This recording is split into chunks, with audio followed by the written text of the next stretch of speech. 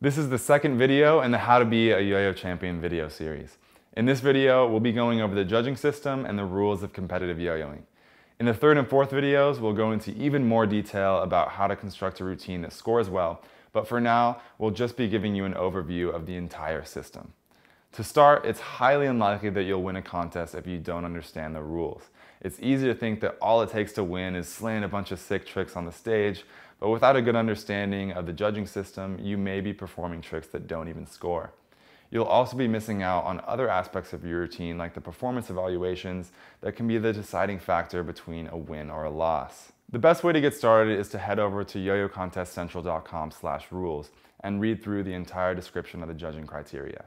In the next few videos, I'll be going into depth about the most important aspects of the judging system, but this shouldn't keep you from reading the rules yourself, because we will not be covering everything in these videos, and because the rules are updated nearly every year. You want your understanding of the rules to be up to date, or you may find yourself scoring well below your potential. The scoring system is separated into three categories: technical execution, technical evaluation, and the performance evaluations. Currently, the technical execution section makes up 60% of your final score. You'll receive points in this section by landing tricks. The individuals who judge this category will each have 2 clickers, one in each hand. In one hand, they'll give you positive clicks as you successfully land trick elements.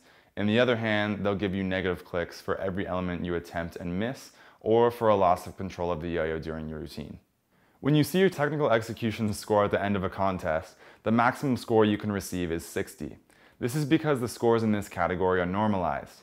The player who has the greatest number of total clicks at the contest will be awarded 60 points, and all the other players are averaged based on that person's clicks.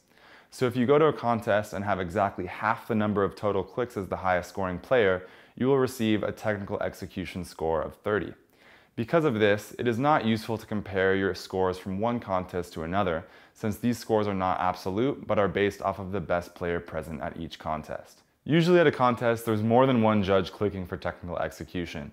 The normalizing of the scores happens before the judges' scores are combined. So if 2 judges disagree over who had the highest number of clicks, they'll each be rewarding the full 60 points to a different player. Once their scores are normalized, then all the judges' scores are averaged together. This is why sometimes the highest scoring player does not receive the full 60 points, because one or more of the judges clicked a different player higher. This is actually pretty common at yo-yo contests. Next on the score sheet, you'll see your scores for technical and performance evaluations. These sections are scored by a different judge or set of judges than the technical execution section. In the evaluation sections, your scores will be awarded on a 0 to 5 point scale. Currently, there are 3 technical evaluation categories, so combined they are worth 15% of your final score, and there are 5 performance evaluation categories, so combined those are worth 25% of your score. We'll be going into more details about both of these sections in videos 3 and 4 of this series. The last thing you'll see before your total combined score are your major deductions. There are 3 ways to receive a major deduction. If at any point the spin dies on your yo-yo, you will be deducted 1 point. If you change out a yo-yo, usually because of a knot, you'll be deducted 3 points. If your string breaks during your routine, you'll be deducted 5 points. And finally, if your yo-yo leaves the stage endangering the judges or the audience, you may be disqualified. As we mentioned earlier, it is important to read the current set of rules for contests, because often enough small changes are made to the rules that can have a big consequence for your score.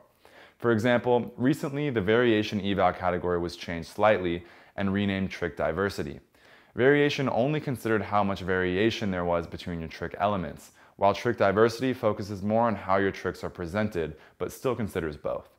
A player who had a very diverse set of tricks, but who performed them all in a way that was visually similar, might be surprised to see their score drop in this category if they had neglected to read the rules. To cite one more example, back before 2012, there were no major deductions for restarting or switching yo-yos.